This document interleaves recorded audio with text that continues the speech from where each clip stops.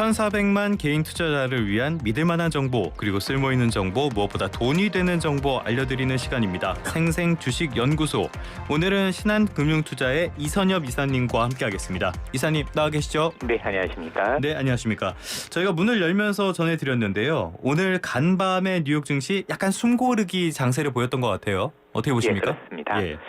최근에 이제 미국 시장에서 지수의 오름세가 굉장히 좋긴 했지만 한 가지 조금 아쉬움이 있었다라면 워낙 AI와 관련된 흔히 빅테크 기업이라고 불리는 소수의 기업들 중심으로 큰 상승이 있었습니다. 그러니까 쏠림 현상이 있었다는 거죠? 그렇습니다. 예.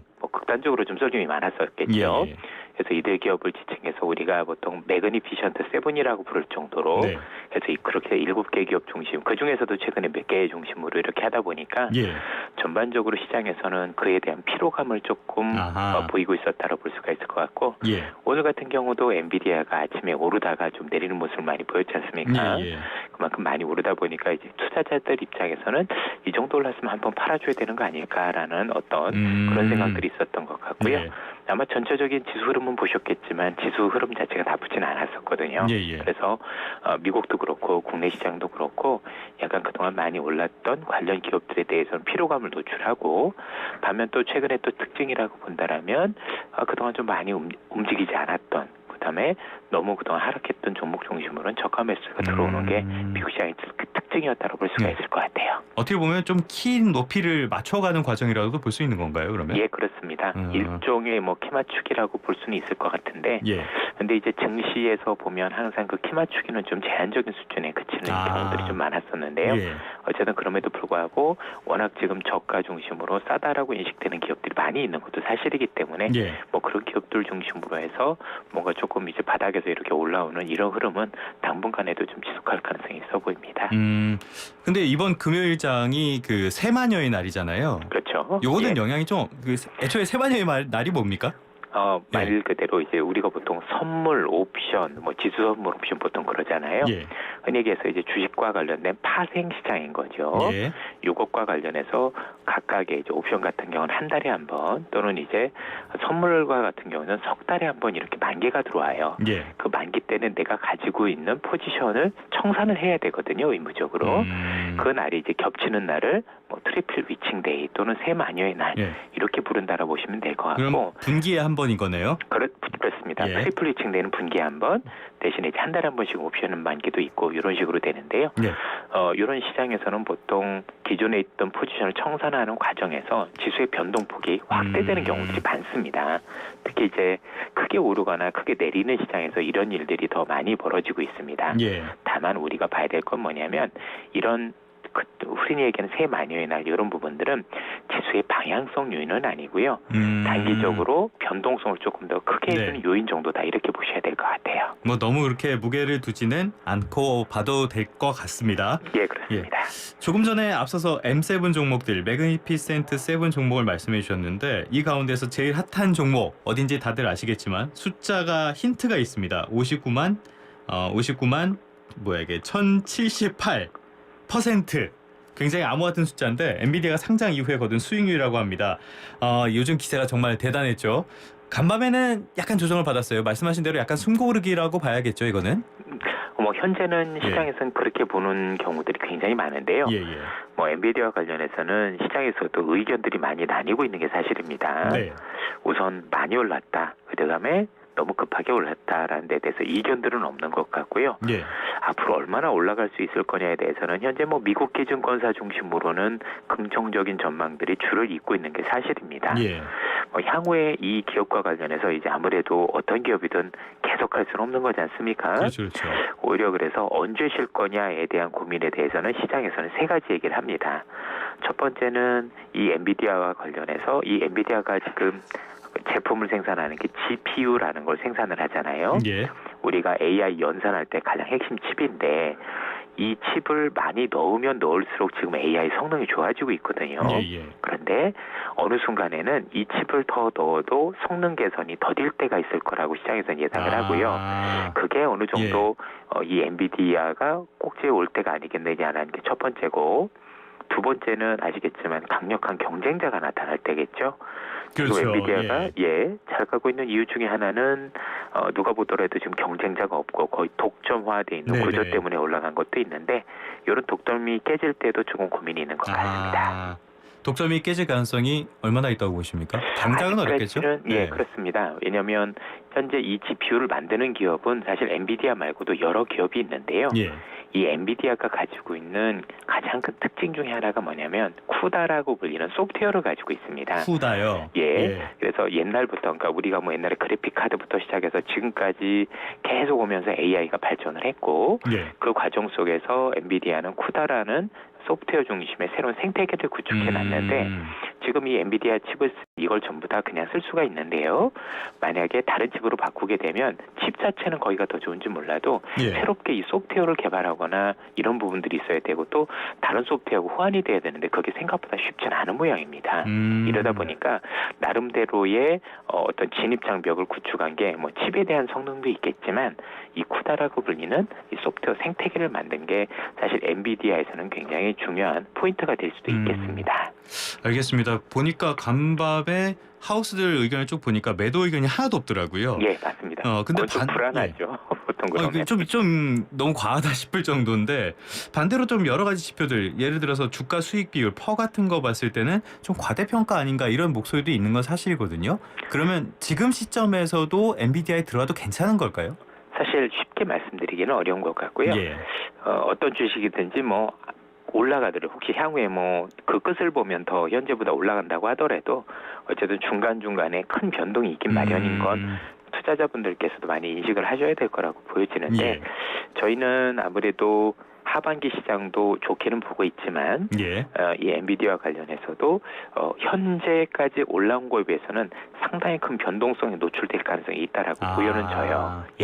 그러나 뭐 전체적인 시장의 시각 자체도 여기가 끝은 아니고 더 올라갈 수 있다는 의견들이 지배적인 게 사실이고 저 역시도 아직까지는 그 의견에 동의를 하고 있는 상황이라고 정도만 보시면 될 것 같습니다. 조금 판단은 아무래도 투자자분들께서 내려주셔야 될 것 같아요. 그렇죠. 네네. 조금 울퉁불퉁 거릴 수는 있어도 일단은 더 갈 수는 있는 여지는 있다고 보시는 거. 근데 그 울퉁불퉁이 생각보다 이제 투자자분들 입장에서는 견디기 쉽지 않은 울퉁불퉁이 될 수도 있는 거죠. 터뷸런스가 될 수도 있겠군요. 그렇습니다. 알겠습니다. 그래서 말씀하신 것처럼 그렇게 AI 이런 것들이 굉장히 각광을 받으면서 국내 주식시장에도 이게 영향을 좀 미치고 있잖아요. 어제 코스피 2,800선 넘어섰죠, 드디어. 얼마 만입니까 이게? 뭐 근데 이제 뭐 2,800을 했었던 거는 우리나라 주식시장이 최근에도 뭐 여러 차례 있었기 때문에 새로운 사실은 아닌데 문제는 뭐냐면 이걸 넘어선 기억이 많이 없다라는 게 문제인 것 같아요. 다 잊어버렸나 봐요. 뭐 아시겠지만 최근에 이제 시장을 놓고 보시면 2,800선을 넘은 거는 상당히 오랜만이긴 한데 최근에 이제 한 2,780 정도 요 선을 한 3번 정도 이렇게 돌파를 실패하다가 이렇게 올라선 모습인데 오늘은 조금 밀리면서 혹시 이게 좀 안착이 돼야 될 텐데 하는 기대감들이 있는데요. 어쨌든 간에 요걸 넘어선 건 좀 오랜만이라는 건 사실 뭐 말씀드리긴 드려야 될 것 같습니다. 굉장히 오랜만이죠. 그죠? 그러게요. 2년 한 5개월여 만이니까. 그렇습니다. 그런데 오늘 보니까 말씀하신 것처럼 한 1% 가까이 하락하면서 2,780선인데 하반기에 미국장은 하반기에도 꽤 좋을 걸로 보셨잖아요. 그럼 국내장도 영향을 받을 수 있을까요? 저는 국내장에서 핵심은 뭐냐면 삼성전자라고 생각을 해요. 그렇죠. 우리나라 지금 한국 시장을 제외하고는 거의 글로벌에 있는 모든 시장들이 대부분 이제 상승세를 기록하고 있는데 우리나라가 거기 동참 오지 못한 가장 큰 이유 중에 하나가 저는 삼성전자라고 보고 있고요. 결국 삼성전자가 어느 정도 힘을 내주냐에 따라서 의외로 하반기 시장은 미국보다 한국이 더 나을 수도 있을 것 같습니다. 그러니까 맏형이 제일 힘을 못 내서 그랬다는 말씀이신 거잖아요. 워낙 집값이 좀 크고 사실 요즘 반도체 다 올랐다는데 삼성전자 혼자만 거의 제자리 걸음 아니겠습니까? 그러니까요. 되게 안타깝긴 한데 그럼에도 불구하고 전자의 실적이 좋아지는 것도 사실이고 전자의 기술력을 감안하면 어쨌든 HBM이라는 게 쉽게 되진 않겠지만 그래도 뭐 안 된다 이렇게 보는 건 좀 무리가 있지 않겠습니까? 결국 시간의 문제가 아닌가라고 생각이 듭니다. 개인적으로 좀 이상했던 거는 삼형제 중에 막내 마이크론이 시가총액이 제일 높고 2등인 하이닉스가 그 다음이고 꼴찌가 삼성전자다. 요게 조금 시가총액보다는 수익률이 예. 그래서 조금 이상하게 생각을 했었는데요. 근데 HBM 말씀을 해주셨는데 SK 하이닉스의 독점적인 지위는 당분간 이어진다고 봐야 되는 거 아닙니까? 삼성전자가 들어오기 전까지는 그렇게 될 가능성이 높고요. 예. 현재 이 HBM이라는 게 결국 기존에 있었던 D램을 8단으로 쌓은 거. 보통 이제 HBM3라고 하고 그걸 12단으로 쌓는 게 HBM3E라고 하는데 요거를 쌓는다라는 게 사실은 쌓아서 붙이는 거잖아요. 그렇죠. 근데 이게 기술적으로 어마어마하게 어려운 겁니다. 단순히 붙이는 게 아니라 그게 8개를 쌓아서 그 안에서는 모든 데이터가 서로 왔다 갔다 할 수 있는 그런 부분이 돼야 되는데 네. 요것과 관련해서 현재 마이크론 테크놀로지하고 하이닉스는 같은 기술을 쓰고 있고요. 예. 삼성전자는 다른 기술을 쓰고 있습니다. 예. 이러면서 이제 차이가 벌어진 건데 뭐 삼성이 이제 뭐 그 자신 있다라고 하니 저희들이 좀 지켜봐야 되겠지만 어쨌든 현재 HBM이라는 이 반도체의 요 영업이익률이 워낙 높다 보니까 예. 또 시장에서 지금 보통 쇼티지, 보통 품절이라고 보통 얘기를 많이 하잖아요. 예. 이런 얘기들이 나오면서 뭐 지금 가격을 우리가 달라는 대로 주고 하이닉스 같은 경우는 내년까지도 이미 물량이 전부 다 엔비디아에서 다 가져가기로. 그러니까요. 예. 뭐 그냥 가져가는 정도가 아니라 지금 선금을 먼저 줬어요. 엔비디아에서. 또 혹시 돈 필요하니 해서 몇 조 원을 지금 먼저 준 상태로. 예. 그만큼 이제 물량이 없다라는 얘기겠죠. 근데 이제 그건 이제 삼성은 못 하고 있으니까. 예. 전체적으로 이런 차이들이 좀 있는 것 같고 그 차이가 지금 초격차를 했던 1등 기업을 지금 3등으로 만든 어떤 그런 부분이 아닌가 싶습니다. 그런데 그 일각에서는 그래서 삼성전자가 그 엔비디아 쪽에 납품하는 게 좀 쉽지 않을 거다 이런 전망도 나오잖아요. 이건 좀 과도한 우려라고 봐야 될까요? 현재는 쉽지 않은 것이 사실이지만 예. 사실 너무 비관적으로 볼 필요도 없는 거고 예 어쨌든 간에 최근에 이제 납품하기 위해서 이제 테스트를 진행을 했었던 거고 예. 테스트에서 일부 조금 이런 부분이 좀 부족한 부분이 있으니 조금 바꿔달라고 얘기를 한 거잖아요. 예. 중요한 건 완전히 떨어졌고 이건 안 되겠다라는 얘기가 아니었다라는 게 좀 중요한 것 같아요. 그건 아니니까. 예. 예. 그건 아니고 이 정도 가지고는 좀 안 된 것 같고 조금 더 좀 품질을 올려라는 얘기를 했다라는 얘기는 이게 물론 쉽진 않습니다만 예. 나름대로 완전히 배제시킨 건 아니고 특히 엔비디아가 더 문제예요. 엔비디아 입장에서는 예. 이게 이제 원활한 GPU를 생산하려면 삼성전자가 반드시 해줘야 되는 게 마이크론 테크놀로지나 하이닉스 같은 경우는 잘한다고 하더라도 예. 사실 그렇게 현금도 많지 않고 그러기 때문에 설비 투자가 요의치 않은데 예. 만약에 잘했을 경우 이 물량을 원활하게 내가 원하는 만큼 공급해 줄 수 있는 건 글로벌에서 삼성전자밖에 없어요. 그래서 지금 엔비디아가 오히려 좀 속이 타는 아니 내가 이렇게 밀어준다고 해도 왜 당신은 못합니까? 라고 할 정도이기 때문에 지속적으로 엔비디아도 조금 어떻게 해주려고 노력을 할 거고 삼성도 그에 따라서 노력을 하지 않을까 싶습니다. 그러니까 믿을 만한 양상 능력을 갖춘 데가 삼성전자밖에 없다. 아직은 그렇습니다. 예. 알겠습니다. 그 SK 이야기가 나왔으니까 그 김에 앞서도 좀 전해드린 이야기를 짚어보면요. SK 이노베이션 주가가 급등했잖아요 어제. 예. 무슨 일이 있었던 겁니까? 결국엔 SK 이노베이션 관련해서 이 기업에 대한 가치를 올리겠다라는 시장에 움직임들이 있다라고 보시면 될 것 같습니다. 물론 이게 잘 아시겠지만 최근에 있었던 그 이제 가정사 문제죠. 보통 이용과 관련된 그런 것과 관련해서 천문학적인 어떤 그 돈을 이제 지불해야 되는 위기에 처해 있고 이런 상황에서 그 돈을 마련하기 위해서는 결국은 가지고 있는 지분을 팔아야 되는 건데 결국 오너 입장에서 굉장히 내가 유리하게 지분을 팔고 싶어하는 욕구가 있을 거잖아요. 그렇겠죠. 그렇게 하려면 뭔가 여러 가지 작업들이 필요한데 지금 제일 문제가 되는 게 현재 SK 이노베이션 같은 경우가 자회사인 SK온이라고 불리는 배터리 회사가 실적이 굉장히 좋지 않습니다. 그렇죠. 그러다 보니 이 기업에 대한 가치를 올리기 위한 여러 방편들이 있는 거고 그래서 굉장히 좀 실적이 좋은 SK ENS라는 기업을 합병을 하고 이를 통해서 좀 우량 자회사로 바꾸고 여러 가지 작업들을 하겠다라는 얘기들이 나오고 있는 걸로 알고 있습니다. 어쨌든 그런 방편에서 기업을 조금 바꾸기 위한 어떤 여러 가지 작업들 자체가 SK 이노베이션의 전일 같은 경우 긍정적으로 작용을 했고 오늘은 좀 빠지는 모습이긴 한데요. 앞으로도 이렇게 뭔가 좀 진행될 가능성이 있다라고 봐야 되겠죠. 이미 신문에서도 일부 공표가 된 거고 여기에 대해서도 현재 SK 쪽에서도 부인을 안 한 상태이기 때문에 향후 이런 상황으로 진행될 거라고 보시면 될 것 같습니다. SK 쪽에서 나오는 소식을 잘 봐야 될 것 같은데 이런 합병 같은 것들이 잘 될지는 모르겠습니다. 그런데 말씀하십시오. 아닙니다. 말씀하세요. 말씀하신 것처럼 SK온이 이 리밸런싱 작업의 중심에 있다. 근데 SK온이 지금 10분기 연속 적자잖아요. 좀 나아질 가능성이 보입니까 지금은? 이게 좋아지려면 아무래도 전기차 시장이 좀 폭발적으로 커야 되는데 예. 오늘 아침에도 보니까 유럽에서 전기차 판매량이 12% 정도 감소했다는 얘기가 나옵니다. 물론 전년 동기 대비해서니까 전체 판매 숫자는 늘어날 수는 있는지 모르겠는데 예. 전반적으로 놓고 보면 어쨌든 간에 우리가 생각했던 것보다는 조금 덜 팔리고 있는 여러 가지 모습들이 있다라고 봐야 되겠죠. 예. 이게 이제 다른 것보다도 중국과의 어떤 가격 경쟁 이런 것도 있겠지만 환경적으로 지금 뭔가 나섰던 사람들 입장에서 야 이렇게 되면 비용이 과도한 거 아니냐 어떤 우려 이런 것들도 겹쳐 있고 여러 가지 문제가 있긴 있는 것 같습니다. 어쨌든 향후에 전기차 시장은 커지는 게 맞기 때문에 봐야 되겠지만 당분간은 전기차 관련 어떤 기업들의 실적이 획기적으로 돌아설 만한 요인은 아직까지는 좀 찾기는 쉽지는 않은 것 같습니다. 소위 말하는 캐즘이 하반기에는 좋아질 줄 알았는데 지금으로 봤을 때는 더 조금 길어지는 그런 분위기 있는 것 같아요. 그래도 긍정적인 흐름들을 많이 보이고 있는 건 사실이에요. 그래요? 어떤 게 있습니까?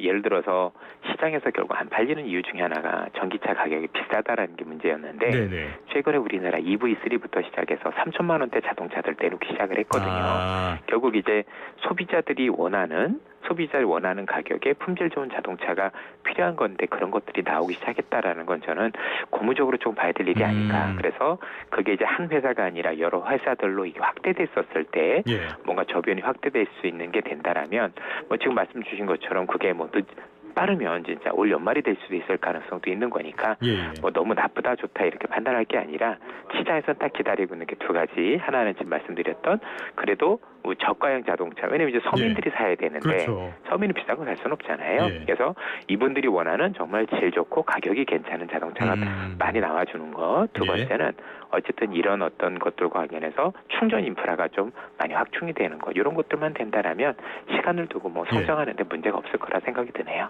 장기적으로는 문제가 없겠지만은 단기적으로는 이것도 좀 울퉁불퉁할 수가 있다. 그건 어쩔 수 없고 모든 산업이 다 그랬어요. 이건 전기차만의 문제가 아니라 어떤 산업도 이렇게 확산될 때는 한 번의 어떤 고비 또는 쉬어감이 있기 때문에 그런 정도로 보시면 되지 않을까 싶습니다. 알겠습니다. 말씀하신 것처럼 전기차 시장이 그렇다 보니까 배터리 기업들 실적 안 좋아졌고요. 소재 기업들도 실적이 안 좋아졌는데 현대차는 잘 나가는 것 같아요. 잘 나가다가 어제 약간 덜컥하긴 했는데 어제 무슨 일이 있었습니까? 특별하다라기보다는 요즘 현대차 같은 경우가 인도에서 IPO를 하고 있죠. 그래서 거기에 대한 기대감이 있다가 최근에 차익 실현 매물도 좀 나온 영향도 있다라고 보여지는데 전반적으로 놓고 보면 현대자동차 같은 경우가 그래도 글로벌을 뻗어나가는 데 있어서 이제 긍정적 역할을 해주고 있고 여러 가지 부분과 관련해서 또 인도 성장 또 최근에 하이브리드 자동차로 인해서 실적이 좋아지고 있는 부분들 또 이제 전기차와 관련해서도 그래도 우리가 미국 업체보다는 조금 더 유리합니다. 잘 하거든요 나름대로. 그래서 그런 것들을 감안하면 단기적인 움직임에 너무 일희일비할 필요는 없지 않을까라는 생각이 드네요. 그 개인적으로 궁금한 게 인도 법인이 인도 시장에 상장을 추진한다. 이게 왜 우리에게 호재가 되는 거죠? 결국은 그 시장 안에서 현대자동차의 어떤 그 성장이 될 수 있는 그다음에 포지션이 커질 수 있는 여지가 있는데요. 참고로 이게 재밌는 게 원래 현대자동차가 인도에서 성공을 거뒀던 비결 중에 하나가 그 자동차 하나가 있는데 그게 이제 미니 자동차인데 그 자동차가 조금 위가 좀 높은 게 하나 있어요. 이렇게 갑자기 이름이 기억이 안 나는데 다마스처럼 생긴 건가요? 다마스까지는 아니고 그 차이면은 그게 인도인들이 탔을 때 인도인들이 수건처럼 생긴 터번인가 뭔가 이렇게 쓰잖아요. 이렇게 쓰면 그 차가 거기 안 걸린대요. 그래서 되게 인기를 많이 끌었더라고요. 레인가 뭔가 그랬던 것 같은데 어쨌든 그런 재밌는 일들이 있으면서 인도 시장에서 각광을 받았고 어쨌든 이를 발판으로 해서 현대자동차가 이제 중국에 이어서 신흥국가에서 포지션을 구축할 수 있는 어떤 그런 발판을 마련했다는 측면에서 저는 의미가 있다고 보여집니다. 일종의 맞춤형 제품이 성과를 본 셈이네요. 그렇다고 봐야죠. 사실 그렇게 일부러 맞추고 들어간 건 아니었는데 좋았던 거죠. 운대가 맞았네요. 인도의 정치적인 상황 때문에 기대한 만큼 효과가 있을까? 이런 우려의 목소리도 있거든요. 이거는 어떤 의미인 건가요? 사실 인도 같은 경우가 여러 가지 면에서 보면은 자국 자동차를 성장시키기 위한 어떤 여러 가지 조치들을 취하고 있는 것들도 있을 거고 또 이제 아시겠지만 인도라는 국가가 미국이나 중국 이런 데는 다르게 일반적인 중산층이 형성되는 여지보다는 이게 아시겠지만 계급 제도가 있지 않습니까? 카스트 제도라고 있다 보니까 조금 이제 다른 국가들보다 이렇게 이렇게 성장하기 쉽지 않은 환경이 되는 것도 사실이거든요. 예. 그런 요인들도 여러 가지 작용하지 않나라는 생각이 드네요. 예. 지금 자동차는 전기차가 약간 주춤하고 있는 사이에 하이브리드가 꽤 잘 팔리고 있잖아요. 예. 그러면은 자동차 쪽의 실적 이런 것도 하반기에도 좀 기대를 해봐도 됩니까? 일단은 좋아지고 있는 거는 맞는 예. 것 같고요. 예. 뭐 거기에 대해서 의견들이 없는데 문제는 금리입니다. 금리. 자동차는요. 예. 제일 중요한 게 금리가 굉장히 중요한 게 그쵸, 뭐 금리가- 현금으로 사진 않으니까. 예. 금리를 통해서 이제 아무래도 남의 돈을 빌려서 하는 거기 때문에 예. 그 남의 돈을 빌릴 때 얼마나 금리가 내리는 게 굉장히 중요하거든요. 그래서 금리가 내려갈수록 유리해진다 이렇게 보셔도 될 것 같습니다. 이것도 그러면은 예. 미국의 금리 상황을 좀 지켜봐야 예. 되는. 네. 알겠습니다. 지금까지 신한금융투자의 이선엽 이사님과 이야기 나눠봤습니다. 이사님 오늘 말씀 고맙습니다. 예, 감사합니다. 예.